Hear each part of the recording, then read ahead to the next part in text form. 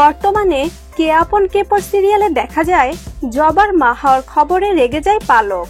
তবে নতুন প্ল্যান নিয়ে হাজির হয় সোহেলি পালকের কাছে। পরের দিন সকালে বড় মা আর বড় বাবু দেখে পালক বরণডালা সাজাতে ব্যস্ত। পালক বরণডালা সাজাচ্ছে কেন জিজ্ঞাসা করলে সে বলে সবার জন্য একটা সারপ্রাইজ গিফট আছে। সেই মুহূর্তে পরমার জবা নিচে আসে, কিন্তু পালক তাদের অপমান করে তাড়িয়ে দেয়। সে বলে আমি চাই না তোমরা এখানে থাকো, তোমরা থাকলে আমার সারপ্রাইজটা মাটি হয়ে যাবে, প্লিজ তোমরা এখান থেকে চলে যাও। এইসব শুনে কষ্ট পায় জবা ও পরম। আর এই সময়ে দেখা যায় তান্না রিঙ্কিকে বিয়ে করে বাড়ি নিয়ে আসে। এই কাণ্ড দেখে তো সবাই অবাক, এমন সারপ্রাইজ গিফট কেউ আশা করেনি। সবাই পালককে জিজ্ঞেস করে এ কেমন কাণ্ড পালক?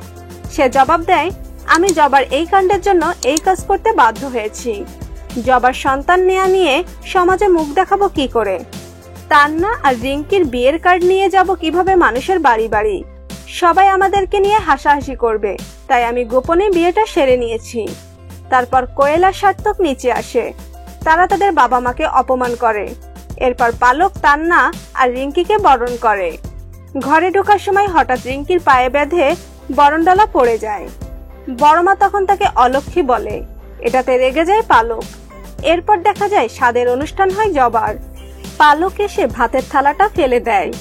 তো প্রিয় দর্শক, আর কি কি সারপ্রাইজ অপেক্ষা করছে এই সিরিয়ালে দেখতে হলে সাবস্ক্রাইব করুন আমাদের চ্যানেলটি এবং পাশে থাকা বেল বাটনে ক্লিক করুন।